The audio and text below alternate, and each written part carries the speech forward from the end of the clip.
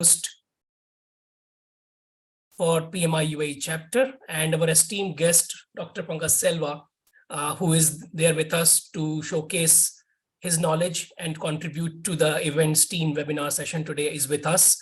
Of course, we apologize for some sort of delays which we are facing around technical issues in Zoom sessions, but finally the good luck was that we were able to manage to get into it.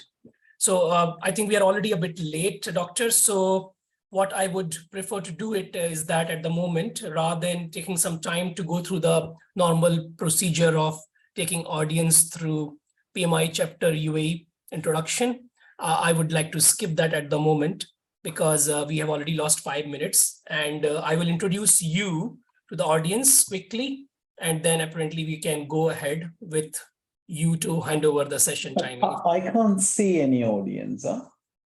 I can see the people are there, and the participants are 57 there. They are messaging us. Yeah.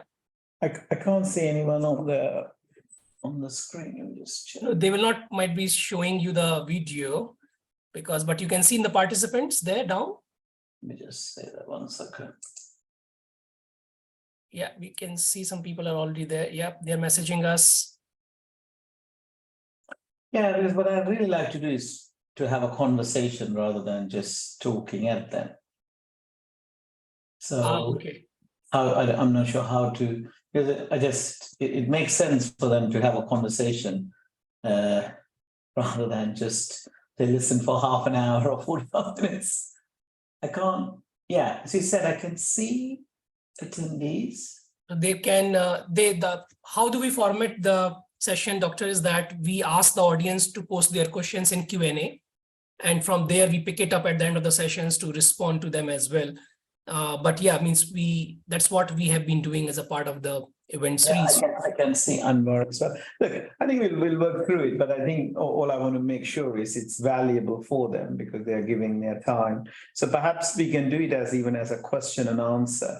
And then, yes. And then if anyone wants to ask a question, then they can put it through. Yes.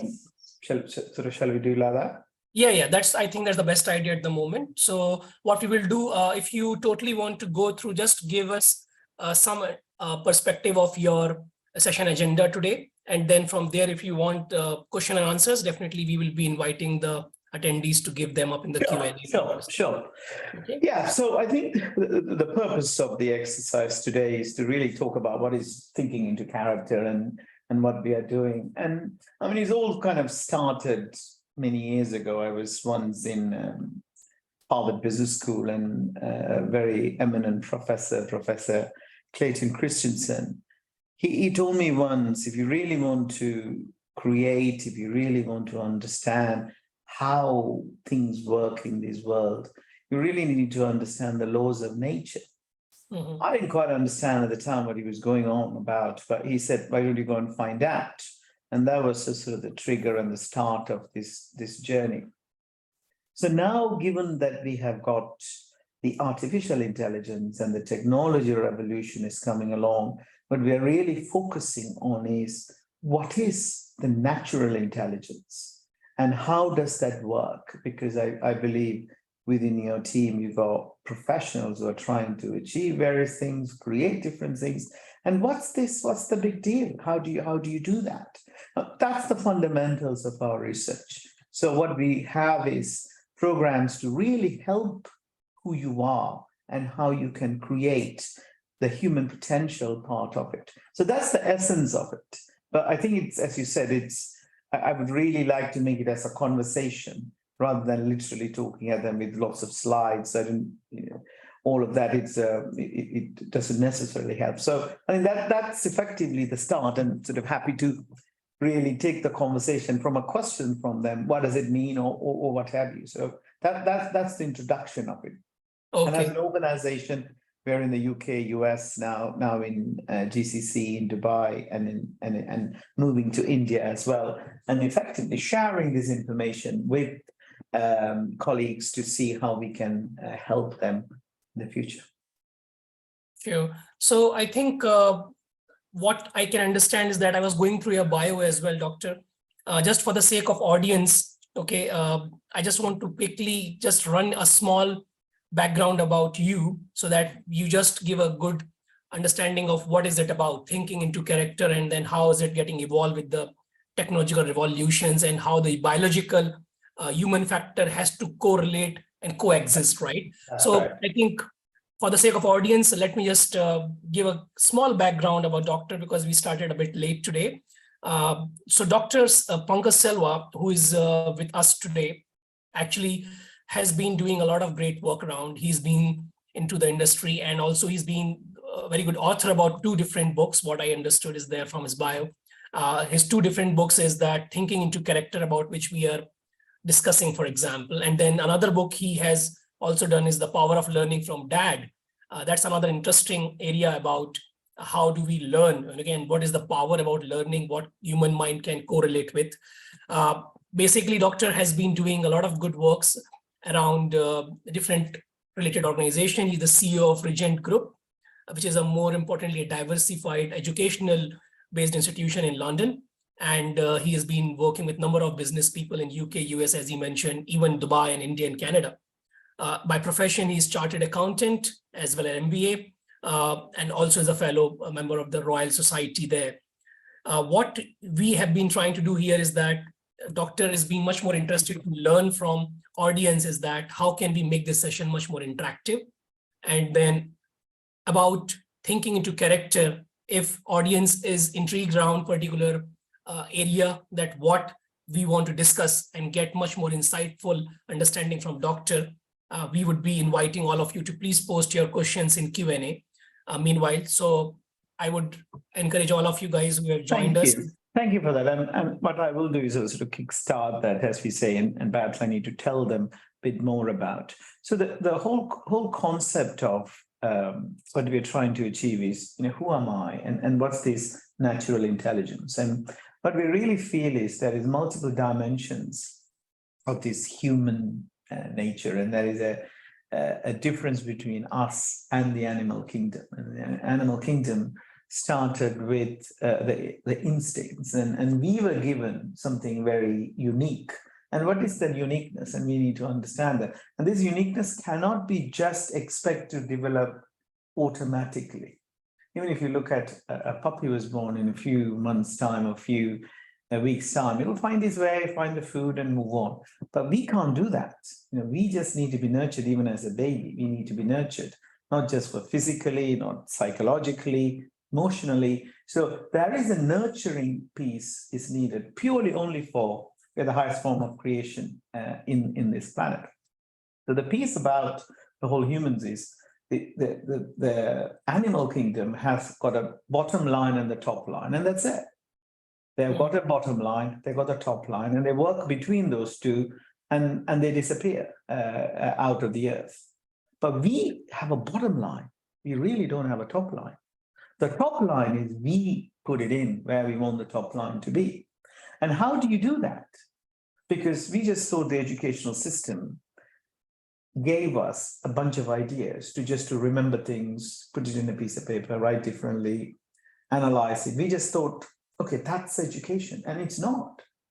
Because the education, that actually comes from a Latin word called educo, which is sort of drawing out from inside.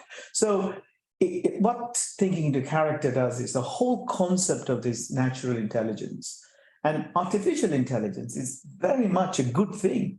And what people sometimes worry about artificial intelligence, we shouldn't, because the key word is artificial. So the people who invented it never said supernormal intelligence, or something. They said it's artificial. So those are sort of theories and developments, how computer system works and how the human, some aspects of it, but there is far more. This little supercomputer or this supercomputer has got, and how do you unleash that?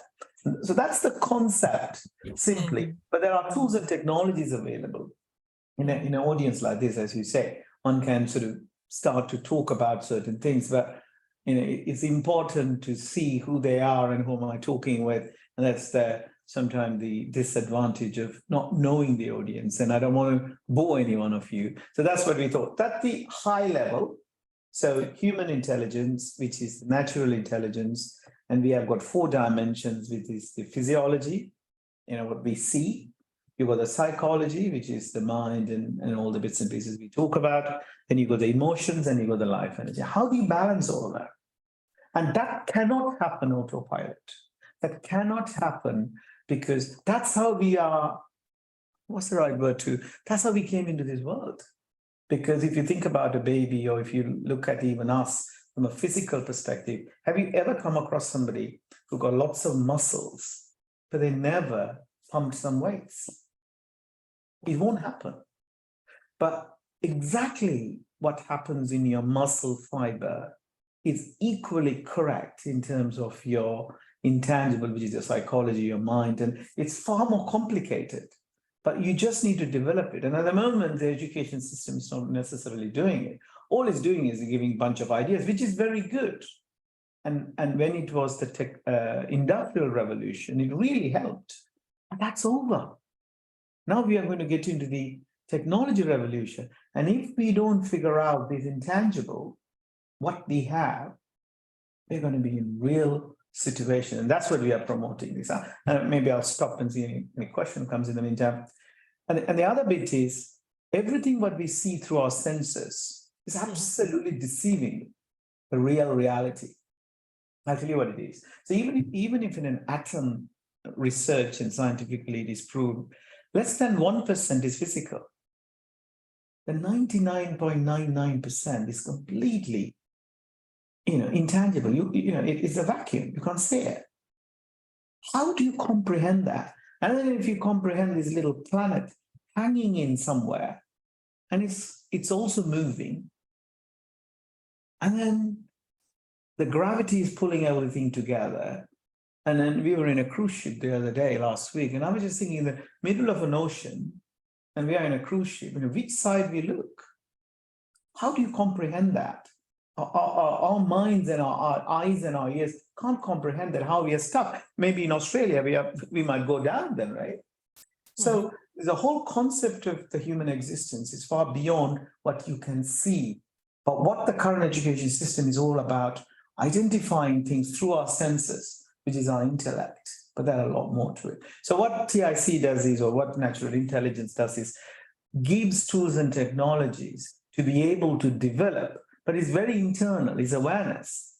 Nobody can do that for you. You have to do it by yourself. I'll have to do it by myself, even though I'm talking about this. That doesn't mean I am practicing everything, right? So that's the essence of it. Great. And then it comes to awareness. Sorry. Yeah, so I think I'm getting it from where you are now giving the background to us, and that is landing us in a better position to ask the better questions now. Thanks for giving that reflection back. I saw the first question already on the board. While the audience might be thinking it's very different this time, but just to give you a background audience, so Dr. Selva promotes more of our interaction rather than showing that slideshow webinar, okay? So that's why you might be wondering today, if there is no slide coming in, what is happening around? Slide is, they call it PowerPoint by death. PowerPoint by death, yeah. What's the point of me coming in? I'll give you an idea, and you're in a position to ask the question. Putting a bunch of slides it's not necessarily going to. But let's have a conversation. And as I said, I've opened up what I'm saying. I've got lots of PowerPoints. I can show you here on my iPad, and I can link it. I've got PowerPoints everywhere. But to be honest, it's just so boring. So let's have a chat and see. No, I totally respect. Doctor. And then I think you are one of that unique presenters by far I have come across as a host who has denied PowerPoint by death, means basically was accepted that. So I think it's congratulations for that. But yeah, let's go to the first question from Mr. Banel there. He's asking that in this machinery world, what is led by all machines and all around, how to take human-based decisions quickly? I think the first thing is, if you leave all of that to aside, you're going into the point decision, and we have a section on the whole decision, okay? And decision again comes from two words. One is coming from a place of taking options and you cut away everything. It's come from kaidia, which is a sort of a Latin word. So again, a decision making is in what context? In order for you to first even make decision, you need to figure out who you are. Yep. And if you want to make decisions based on just physical aspect of it, you're not going to make the right decisions, because what you see and what you hear, and even in businesses now, people say you do all your analysis to purchase a company. Everything looked right, but you sometimes feel, you know what, I don't want to do that. Something, your inner message is telling you, I don't want to do this. And where is the dimension? That's incredibly a dimension of intangible. It's not there. You can't put a finger and say, I don't want to do this transaction. But that's an inner ability, and we call it RWIMP in TRC. So it's the reason, the imagination, the willpower, the six senses. So all of these things need to be developed. Otherwise, you're only looking through your physical senses and making decisions, and now it's not working. Yes, it won't work.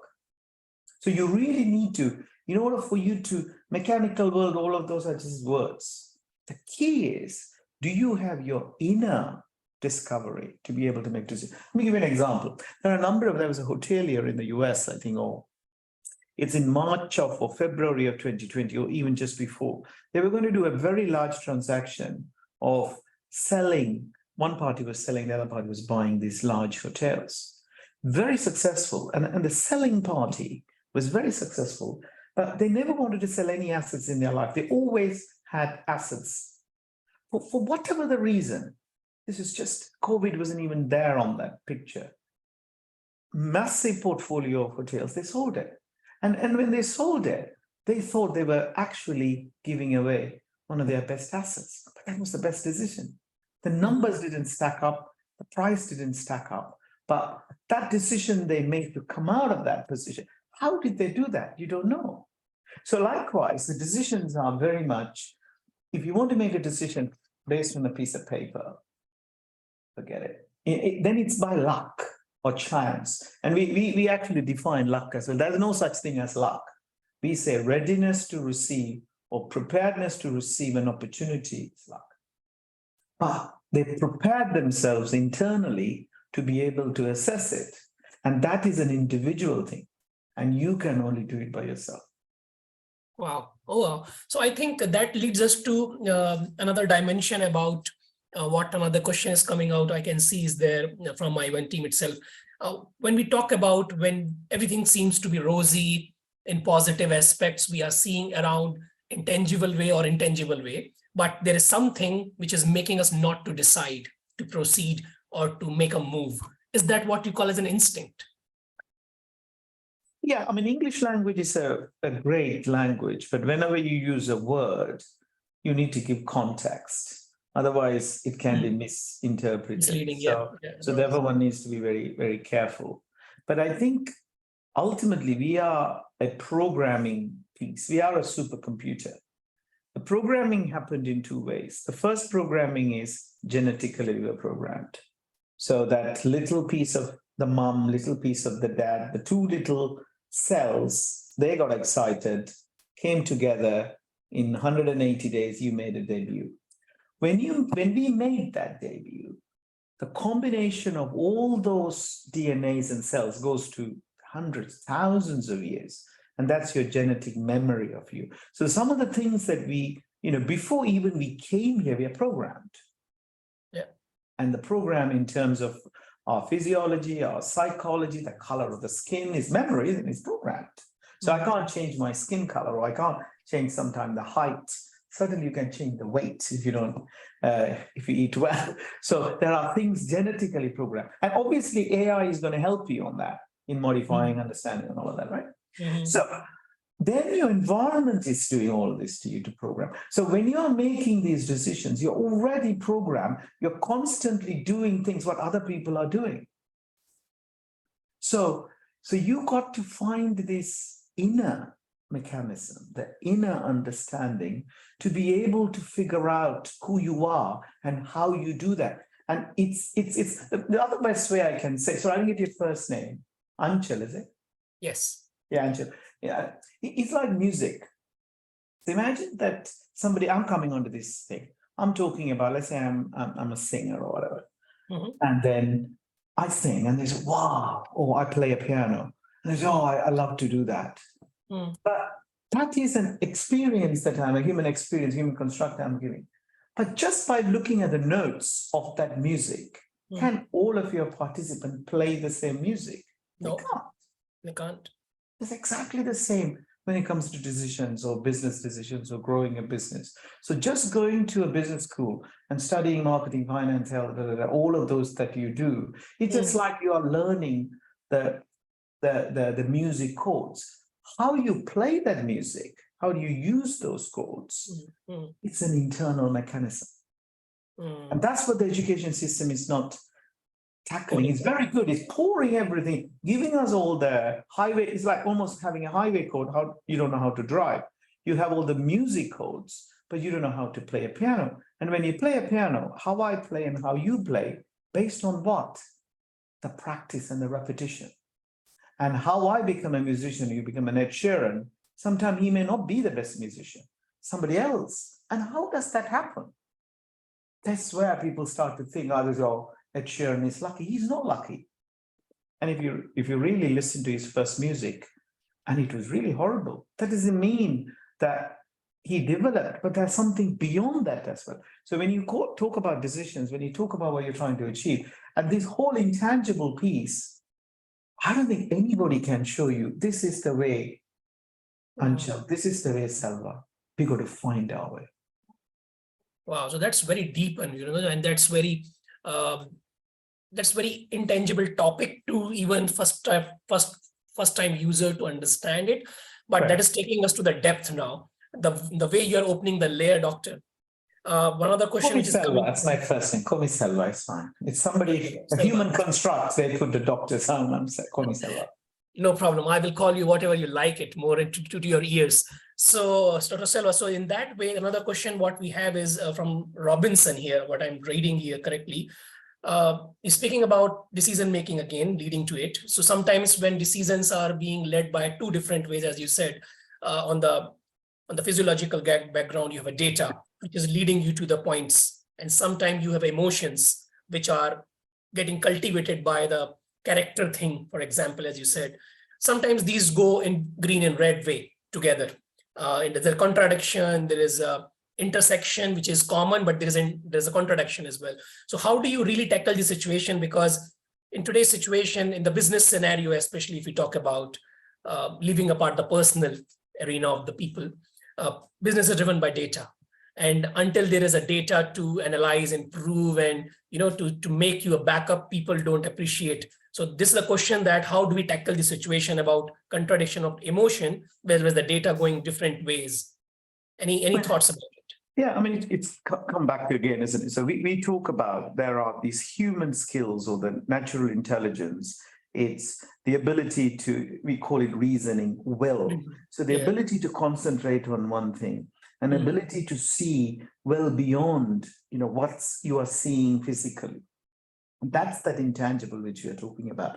The ability to see that. So only humans have got it to be able to see. So therefore, yes, data is important. That's a physical dimension. Probably less than 1%. Nowadays people just say you can have a beautiful strategy. The mindset is 99%. The strategy and all of that is only just 1%. So anybody can write a strategy. Anybody can say, I want to go and do that. How come only a small number of people is making it happen? So there is tools and technologies available to do that. And obviously, I'm not going to sort of suddenly roll out on it. Such a complex model cannot be explained. Or, there is no paracetamol to take if you have a headache. It's far beyond paracetamol. So you really need to first discover yourself, understand. The only way to do that, Anshul, is study. Study, not in terms of what we have studied. So this is the understanding of how that, what Clay told me in Harvard, the understanding of the nature, understanding of our existence, understanding of what happens, when we are happy, when we are thinking, there are certain chemicals happening here. There's a huge chemical laboratory going on, right? Yeah. Now, how do you sleep? Dopamine kicks in, serotonin kicks in. So how do you do all of that? You could control all of that, but it takes practice, and it takes that ability to concentrate, an ability to have, and we call it the will. There might be different languages there. So the science and the theology has got all the answers, but we've got to connect it. Good. So that reminds me, Dr. Selva, again, sorry for that, if you Yeah, don't call doctor. That reminds me of one of the book which I read was around talking about similar patterns about how the human mind and need to go back to the basics about their existence and how this chemical laboratory thing, what you spoke. The book was from Sir J. Shetty, Think Like a Monk. So in I that, know the book. Yeah, you know the book. So this very famous book, and that also speak about similar concept of when a when a small lad coming from a middle aged family over there going to the business school, and then when he speaks about get introduction to about his own self and in terms of yeah, what is happening around him for a reason and why he is the part of that whole reasoning circle, and coming back to the society bringing that knowledge that has made him what. So that is a beautiful book. I remind audience to read that book if they, yeah. It's very true, very true. and that is connecting to dots what you're speaking about. So here we have a thing is that is the intuition is the topmost importance thing rather than just the facts presented. The question is from the one of the audience member. I think you have answered it in a different frame already, that it's just not around intuition. It's more importantly understanding why you're getting that intuition, right? Yeah, I think intuition is a human natural intelligence skills. And again, it's like that muscle I talked about. So you develop your physical muscle by doing a lot of exercise on it. And the intuition is the same. And sometimes some people have got unconscious competence. Yes. And that's inbuilt in their DNA, or somehow they do that. So even Mahatma Gandhi says, he actually studied a lot of Napoleon Hill, where we teach, or he read, it's called Challenge for Life. And then when he went to get the independence, and he used some of these skills called the imagination, he used the mastermind, he used the intuition. So these were reasoning, perception, will. So the intuition piece is, it's not something, oh, I'm going to use intuition now. It doesn't work like that. Yeah. So it is so intangible, and it's awareness. Awareness is, and that's where awareness and the consciousness come. And the consciousness is nothing to do with wakefulness. I'm awake. That doesn't mean I'm conscious. So therefore, again, the English language, when you are reading different things, you got to really put it into perspective. But again, it's this inner discovery that you're going to do. So you're going to learn these materials. You're going to put it into it. You're going to repeat. It's like the music.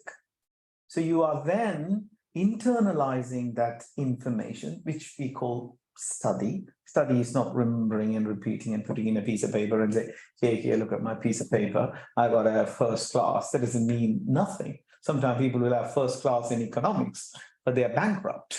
How come? Some people don't have nothing, but they are able to do. Some people have got create various things, but they are not balanced. How come that? So it's all about, because we just no understanding about ourselves. Let me give you another example. So this intuition thing that you talked about, but it's all interconnected. Imagine if somebody give you an A330 aircraft and put you on the cockpit and say, fly it. You would push different buttons, right? You pull it and you go. Sometime it goes, sometime it comes. Sometime you push the wrong button, you'll crash. That's what we are doing to ourselves. Because we don't know which button to press. And we push a button because everybody else is pushing a button.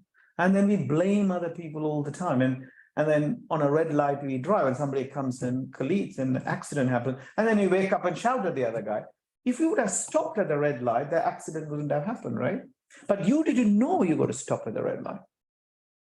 So that's where the study comes. So that's what sort of TIC is. And again, everything we are saying, to be honest, is already there.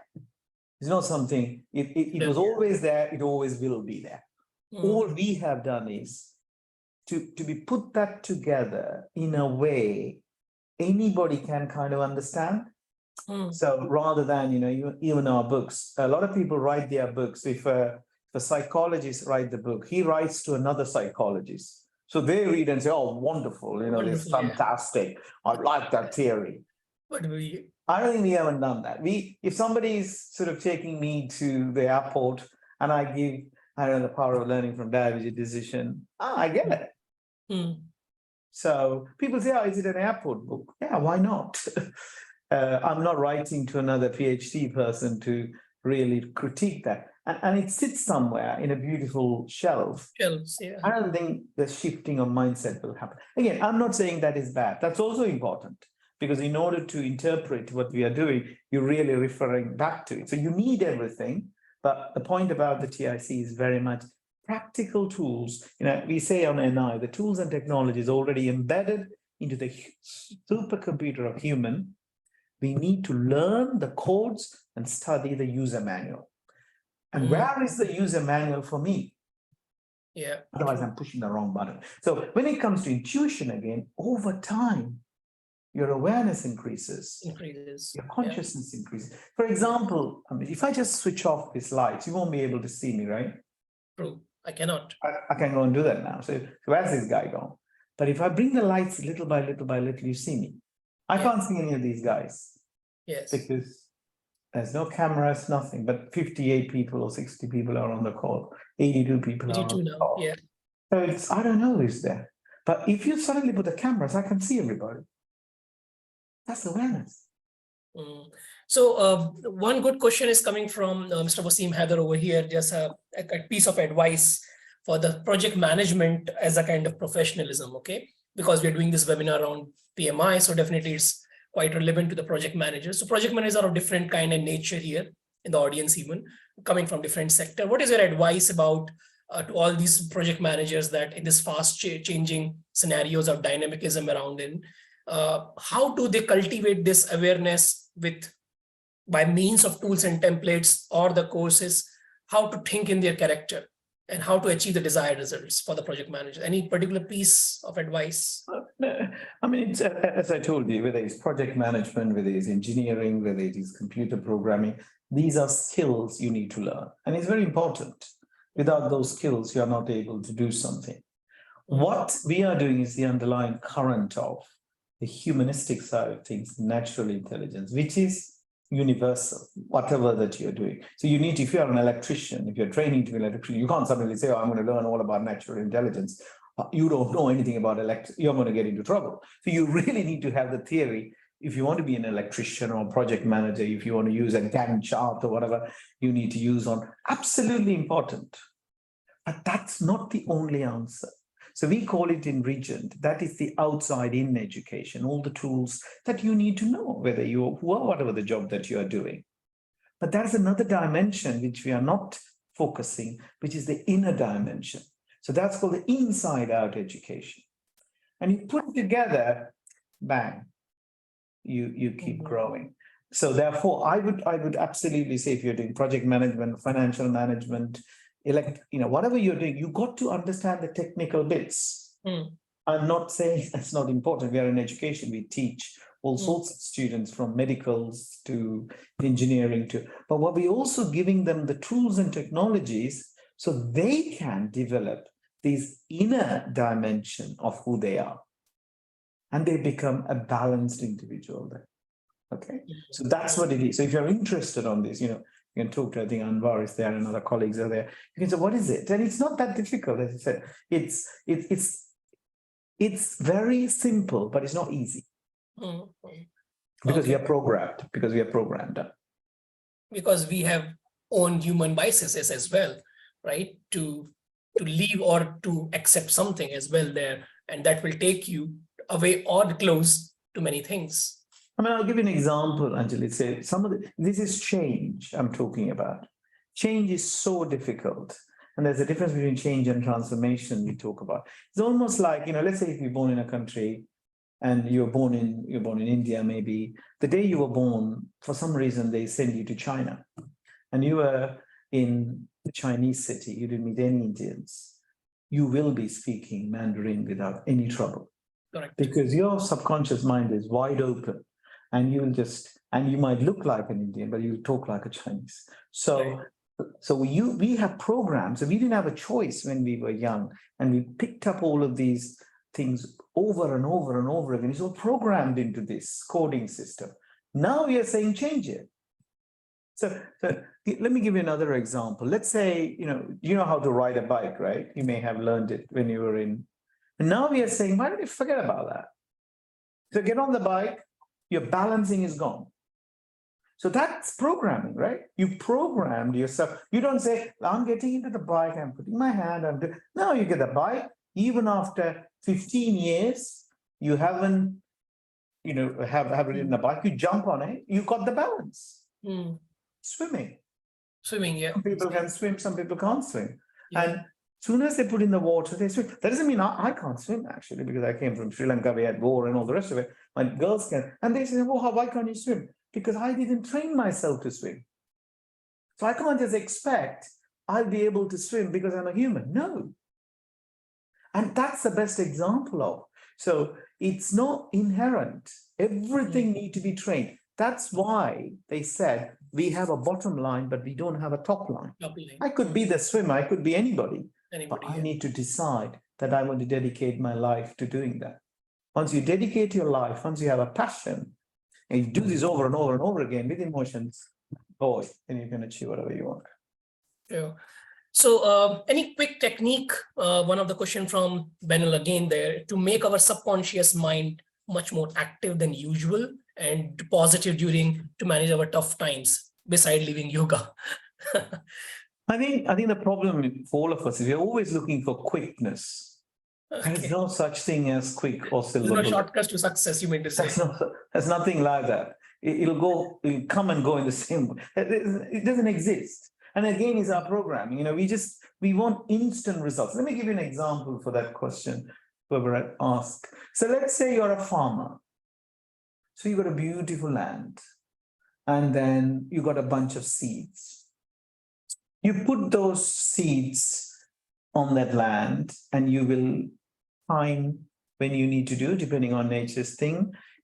Maybe you will put it on this many centimeters down, based on certain scientific research, we'll do that. Would you go for harvest the next day? No.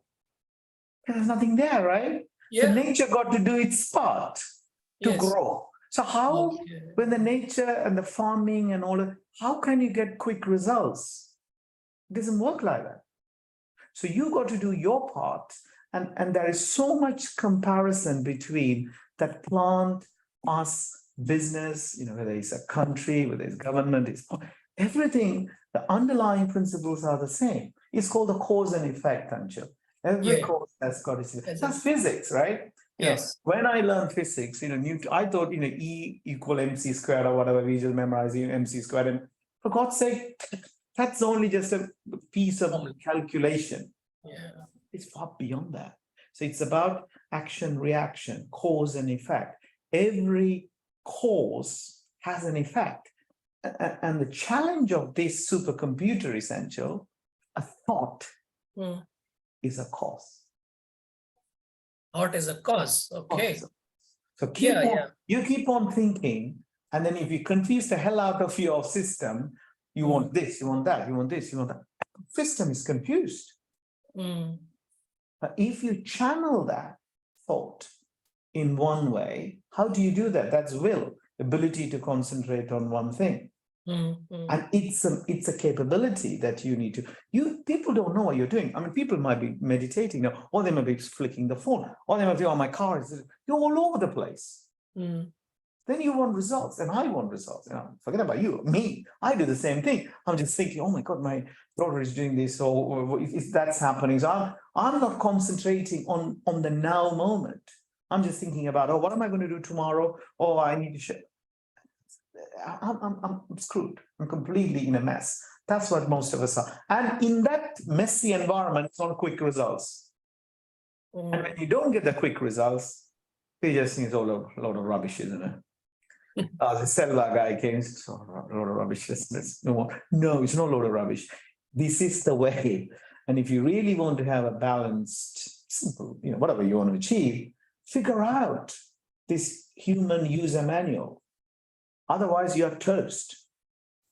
Good. So coming to the audience, let's see what they're actually thinking after listening to you, I think more than half an hour now. Let's see where is the thought process going on around here. So, okay, so just let me read out something else which can making sense. Okay, so this question is around from Mr. Yusuf. I think we have answered it to a point already, but what he's asking is that where is that line drawn when we are one should focus on here and now, and then one compared to the envisioning their character of where one would like to see themselves in the future.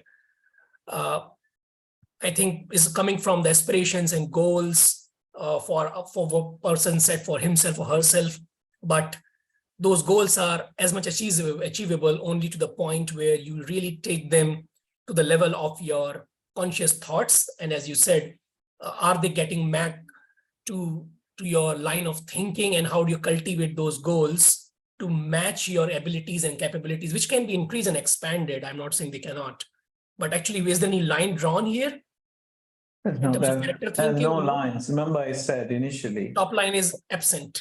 Exactly. The lines are only drawn to the animal kingdom. So they operate. The doggy comes, the puppy comes. They have got a bottom line and a top line. We came, that is a bottom line, 180 days. No top line. I can put it on a slide and take the line away. But so you effectively don't have a top line. And each of our top line is our desires, our aspirations. The top line for me might be different to you, Anshul, because your purpose might be different to me and your passion. And we are so, even two identical twins, when you go and look at their DNAs, they're different. Yes.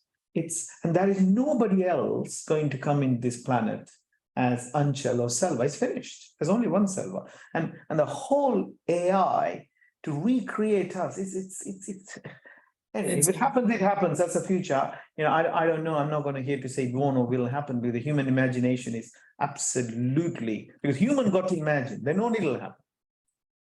AI cannot make the future. We'll have to make the future. We have the imagination and we'll program it, and therefore AI will do it. Yeah. So coming to the AI. Yeah. So is this AI question from Mohammed there? Is this AI going to replace human character? We have heard this question in different forms. Is AI going to replace my job? Is AI going to replace my industry? Your jobs will change for sure, right? Because I think, if you think about, I'll give you a best example. If you look at the car industry, or if you American automobile industry, when Henry Ford identified, he only wanted to get rid of the horses, isn't it? It's called the buggies. So it's not even 100 years, right? So at the time, the tools and technologies we needed to, we were beating up the horse.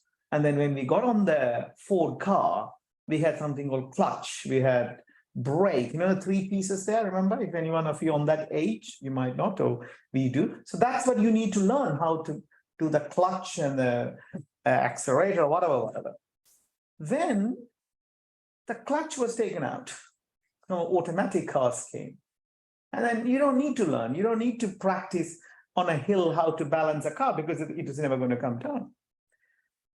Now, the driver is going to go away. Yeah. So if you look at that evolution of automobiles, so different skills were needed and different times, different. So therefore, AI absolutely going to come and help us. I don't think it's going to take away anything, but we got to become smarter. Like the medical field is absolutely going to change. Cancer treatments, all of them are, because it's processing fast, can be done. We could do that as well, but we got to develop it. So it's a work in progress, which will continue the ages and time. And again, the thinking into character is one of the way actually to leading to that line there. Can leading into the character can help us being less stressful in certain conditions? I think again, thinking into character, ladies and gentlemen, it's just a terminology. Yeah. So it's what I'm really talking about is the underlying is sort of natural intelligence, and we call it thinking into character. Because my first book was on thinking into character. I think, so come back on the question again. Sorry, I don't understand that. The question was around that, can thinking into character or leading into thinking into this kind of line can help us to be less stressful into my adverse conditions? Yeah, again, it's interesting. So leaving the terminology, TIC, and let's go to the stress piece. Again, stress happens because of a chemical reaction happens inside the body. I think it's serotonin kicks in. So when certain things happens, this neurochemicals are firing up. And who is firing that up? I am firing it up. And if I know how to regulate that firing up, then I can manage whatever that piece is. Because we are absolutely controlled by external environment. That's again is our programming. So when somebody comes and shouts at you, you get angry. And someone said, when you get angry, you are taking the poison. I want you to die. You shout at me for whatever the reason. Say, oh, you're wasting your time and shouting at me. And I'm just then getting angry and all of that. But by you saying something, if I get angry, I am taking the poison. I want you to die. You have said whatever you need to say. You could have said, I said, oh, this is all very not useful. Why didn't you bring a PowerPoint slide? It's a waste of time. We did that. And I'm getting annoyed. I said, no, this is how I do. So I'm getting angry, but you are just saying something. So therefore, the whole stress is, who is creating it? We ourselves. I am creating it. But I didn't know as well. Look, I still get stressed. I'm saying, please don't think everything I'm saying I am practicing is not at all. Probably less than 1%. I'm working to make it into 1%. Therefore, my life will be better. So I'm not here to say that I have mastered it. You're not achieving the nirvana yet. So that's a disclaimer from Dr. Selva there. All I'm trying to do is, when you are sharing this information, you're actually repeating, right? So it's going into my subconscious mind, it's that music. So therefore, maybe so funny, isn't it? Sometimes you do certain things, something you go outside, I get into my car and then I get annoyed. You say, where was your lesson, Selva? Anyway, so please, I am not immune. I'm just sharing some ideas with you. And because I'm a human as well, I programmed and I had but at least I'm figuring out the knowledge behind it. And I'm trying to do that. So coming back to stress, it's an internal thing. We create it, we die on it, and then we blame other people to it. And there is a way, and there is, again, maybe I should share the slide on this, and maybe if you can come to this, I'll say. So when that power, there is a sort of energy flowing through us. That's what we are standing up. And if you say, oh, that's a load of rubbish. No, it's not. There is energy flowing through us. And again, is law of polarity. Again, laws of nature. There's a positive and negative.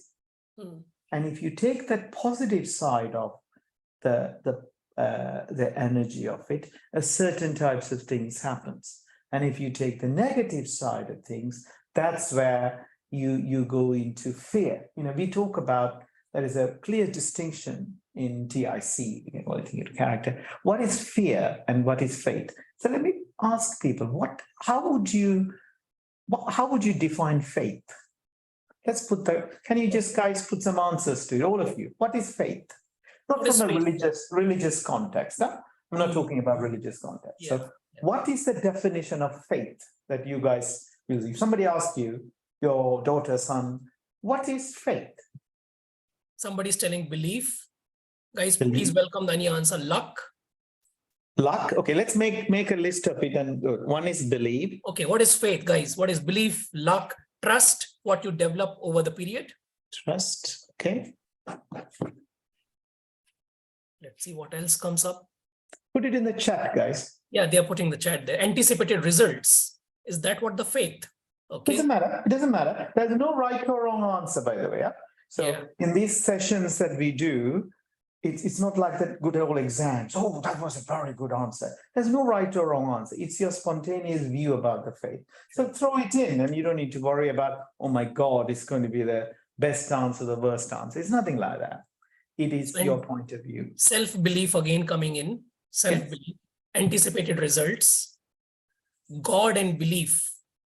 Okay. Again, as I said, it's theology, but you can use it if you want to, it's fine. Confidence. Okay. How much time we got? I want to we have about 5 minutes or 7 to 8 minutes maximum. Yeah. 5 minutes. Yeah. So why don't you type this up, Nish, what faith is? And this is one of the definitions. There's a lot more definitions. Do you want to type it? I just don't have that. If you don't mind, Avnish, Anchal, do you mind typing?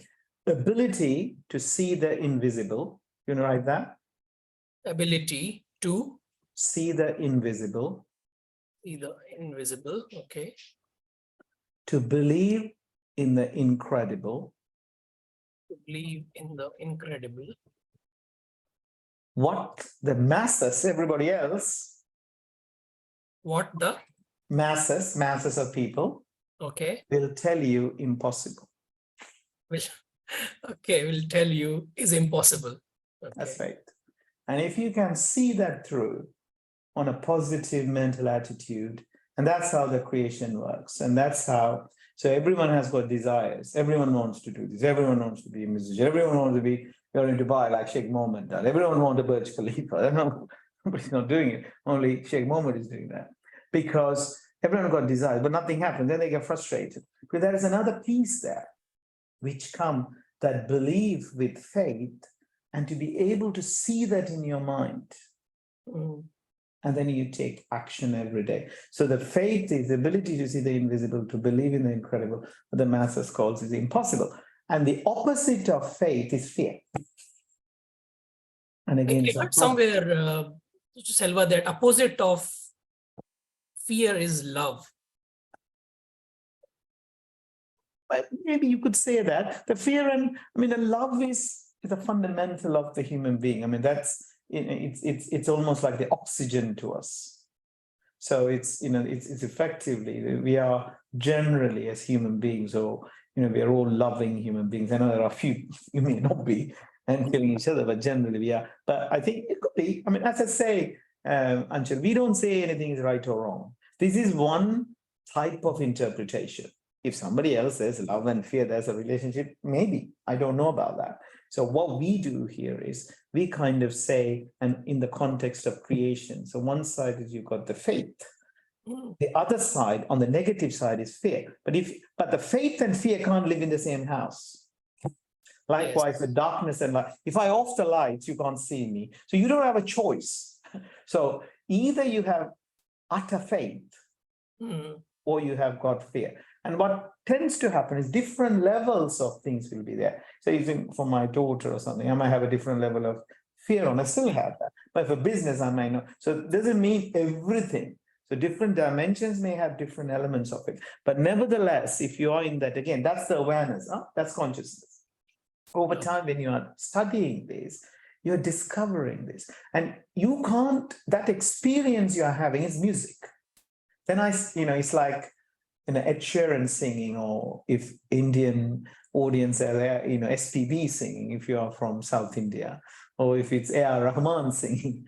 How do they do that? You say, oh my God, but they just developing themselves.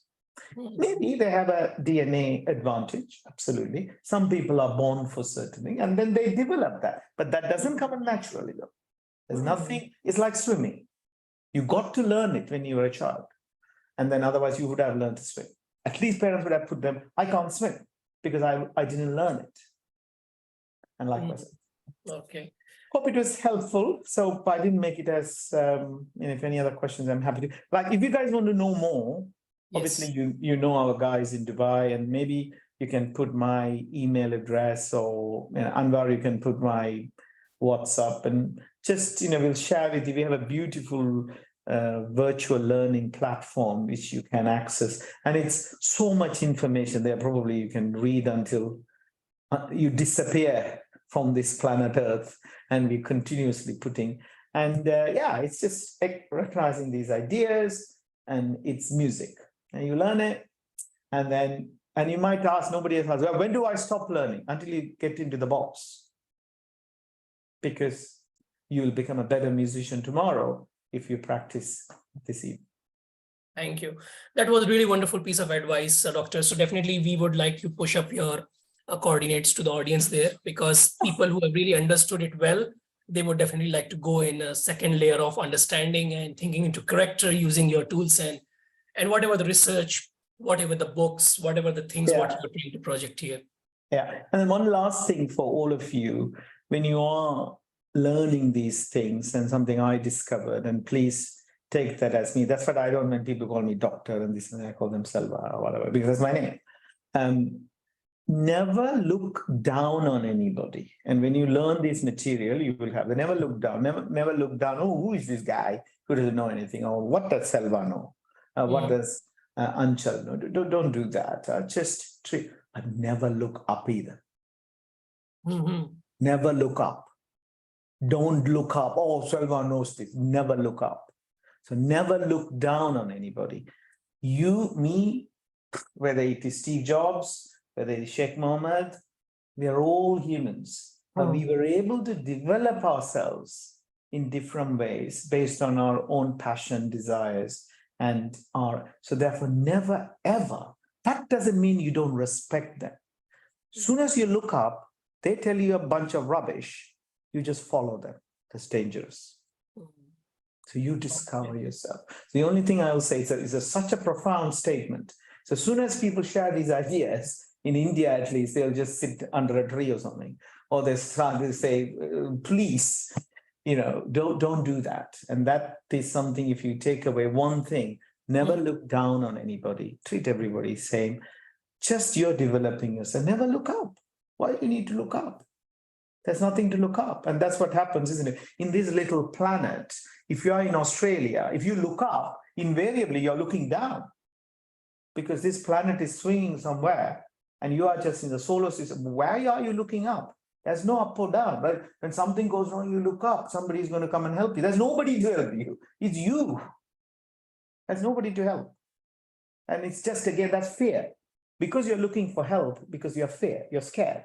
But if you understand how the human behavior works, if you have faith, the ability to see the invisible, and if you develop those skills, you're not going to look up. So it's such a strong statement. And I'm very careful when I'm saying that. There might be people who are incredibly looking up at someone. My daughter could come and say, I told my daughter, never look up to us. Just treat us as human beings. And it's transformation when you look like that. Your boss, never bloody look up to your boss. That's in particular, don't do that, because they just got a job better than you. You could do that. So therefore, never look up at anyone or never look down. Okay, thank you very much for your time and hope it was useful. Sorry that I didn't bring any slides, and I don't, because it's just, as I said, the momentum. If you guys are around me, it'll be more fun. Absolutely. That we can sense now, because the way you are engaging and the way you're excited about the topic and the purpose, and then why the part of thinking into character, take us to that exact one point that if you're around us, if you're around you, it would have been 100%. So why don't we do it in Dubai next time when I come? Absolutely. Welcome over here. That's another one. Again, there's a difference between motivational speaking and natural intelligence discovery. Motivational speakers will make you are so adrenaline kicking in, you can do the work. Guess what? When you go home, same problem. Tomorrow you're back on the same thing. The motivational speech is forgotten. We are not motivational speakers. We are here to make that fundamental shift of mindset in a systematic way, using science and technology to make sure that you make that gradual progress. And that doesn't happen tomorrow. Absolutely. Wonderful. I think that really sends it up in the last line. It never happened tomorrow. So don't expect guys shortcuts. Okay. And then understand it is for a purpose. Okay. And then this is a journey which we have to take it through consciously to take it to that particular destination. Again, not the top line. Top line doesn't exist, as Selva said. We have to discover our top line ourselves, and the top line will differ based on person to person again, right? So thank you so much, Dr. Selva, again, for being the part of our seminar here and this particular webinar here, for example. I would like to definitely give a big shout to the whole team behind the PMI UAE chapter, especially the marketing team, outreach team who are responsible for posting all relevant information to our social media page and the website as well. We are near to close our webinar today, and thank you to all your participations and then the lovely questions from the audience who have been very much engaging with Selva there.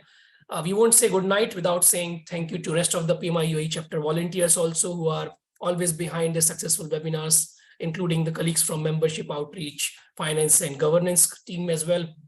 Tomorrow in the next webinar also, we are going to work something interesting to bring to the right topic to the audience. And now it's time for me to say to goodbye from the front, and from the behind the camera is the whole events team who want to wish you a luck and a pleasant evening ahead. Thank you and so much. Bye-bye.